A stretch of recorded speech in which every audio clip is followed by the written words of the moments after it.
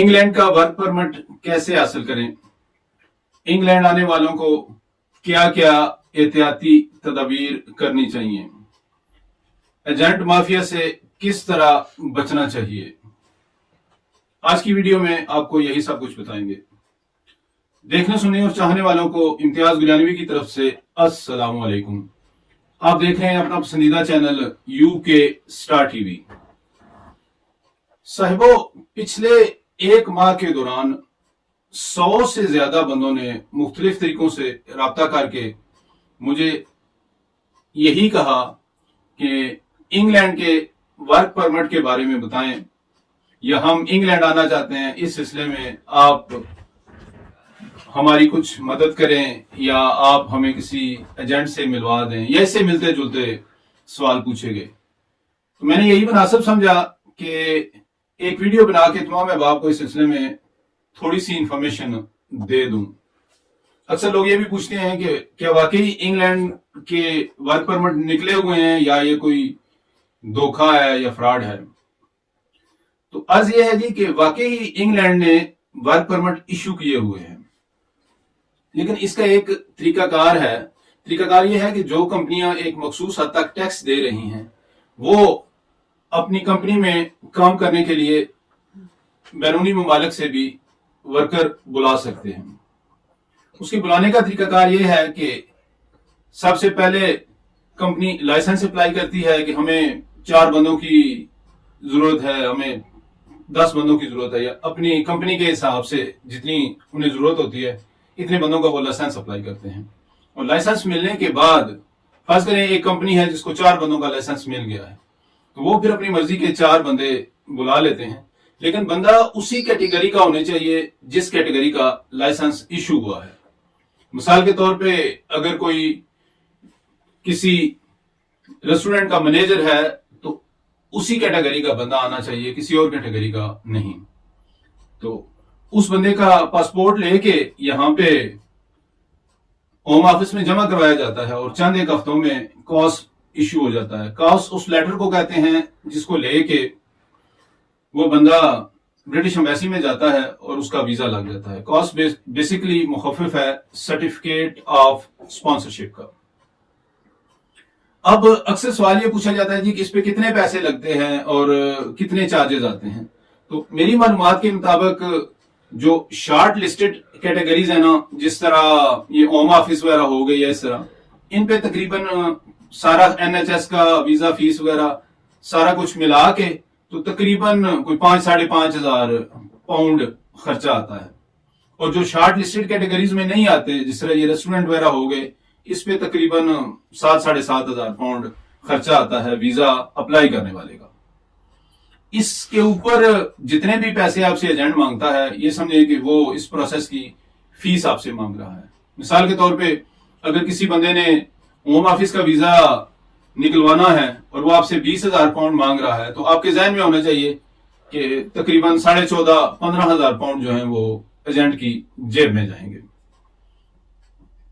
वो कितने पैसे लेता है या अपनी जेब में कितने डालता है, ये मसला नहीं है। सबसे बड़ा मसला ये है कि जब भी आप किसी एजेंट से बात करें या किसी भी रेफरेंस से किसी बंदे से बात करें, उससे ये अश्योर करें कि जिस वीजे पे जा रहे हैं उसी वीजे के मुताल्लिक या जिस वीजे पे जो कैटेगरी लिखी हुई है उसी कैटेगरी के मुताबिक उनके पास काम मौजूद है। ज्यादातर होता ही है कि बंदे वहां से आ जाते हैं और यहाँ पे काम नहीं होता, तो एजेंट उनसे कहते हैं जी कि आप 300-400 पाउंड हमें देते रहें और हम जो है ना वो आपका टैक्स भरते रहेंगे, इस तरह सिलसिला चलता रहेगा। अब एक नया बंदा आया है जिसके पास काम नहीं है, तो वो कमाए क्या और खाए क्या और कहां से 300 पाउंड एजेंट्स को या जिस बंदे ने वीजा अप्लाई किया उसे दे। ये गालबन कल की बात है कि मेरे एक दोस्त बता रहे थे, वो बर्मिंघम में होते हैं, कहते हैं जी कि लाइनें लगी हुई हैं बंदों की। हम मस्जिद में नमाज पढ़ के जैसे बाहर निकले तो एक फैमिली खड़ी थी जो गालबन गुजराले से थी। वो मियां बीवी और 4 बच्चे उनके साथ। तो वो एक तरह से भीख मांग रहे थे, कह रहे थे जी 1 करोड़ और 28 लाख रुपया एजेंट को दे के तो हम आए हैं। उसने कहा था जी कि 2200 पाउंड आपकी तनख्वाह लगी है, 2200 पाउंड आपकी तनख्वाह लगी है, तो हमने यही सोचा कि ये इतने पैसे हैं कि जिसमें हम आराम से घर का किराया, खाना पीना सब कुछ कर सकते हैं और बचत भी होगी। क्योंकि जो कॉन्ट्रैक्ट हमने साइन किया था वहां पे हमारी सालाना तनख्वाह 26,000 पाउंड लिखी हुई थी, लेकिन यहाँ पे आए हैं तो कुछ भी नहीं था। एजेंट ने यही कहा जी कि काम जहां पे मर्जी करें, अब हमें 300 पाउंड देते रहे तो हम आपका जो है ना वो वीजा रिन्यू करेंगे। तो ये किसी एक बंदे के साथ नहीं हो रहा, दर्जनों के हिसाब से मिसालें हैं। लेकिन इसका ये मतलब भी नहीं कि सारा ही फ्रॉड है। बेशुमार लोग ऐसे हैं जो अच्छी कंपनीज के साथ आए हैं और खूबसूरत तरीके से अपना काम कर रहे हैं और अपना मुस्तकबिल संवार रहे हैं। तो मेरी जितने दोस्त हैं आप भी बाहर आना चाहते हैं, इंग्लैंड आना चाहते हैं वर्क परमिट पे, मुख्तसरन मैं ये अर्ज कर दूं कि खर्चा जो होता है, जिस तरह मैंने आपको बताया कि शॉर्ट लिस्टेड जिस तरह केयर होम्स वगैरह हो गए, उस पे वीजा अप्लाई करने वाले का 5-5.5 हजार रुपया पाउंड खर्चा आता है। बाकी जो है वो आप समझ वो क्यों लेता है। इसी तरह अगर नॉन शॉर्ट लिस्टेड है ये रेस्टोरेंट वगैरह, तो उस पे 2,000 ज्यादा, 1,800 ज्यादा आता है, 7-7.5 हजार कर लें। इसके ऊपर वो जितने पैसे मांगता है बस आप समझ जाए।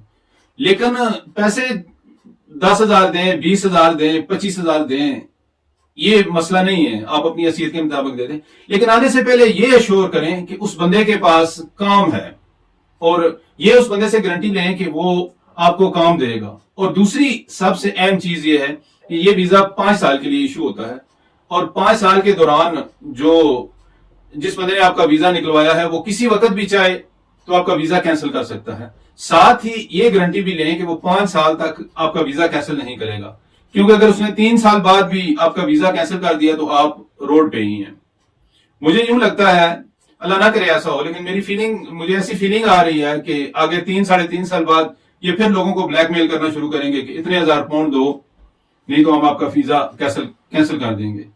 क्योंकि सारा इख्तियार जो है ना वो उसी बंदे के पास है जिसने वीजा इशू करवाया है। तो आपको 5 साल उसी वीजे पे काम करना है और रेगुलरली टैक्स देना है। इसके बाद आपको इंडेफिनेट मिलेगी, फिर आप आजाद हैं, जो मर्जी कर लें। बस ये ध्यान में रख लें कि ये 5 साल आपने उसी छतरी तले गुजारने हैं जिस वीजे के तहत आप आएंगे।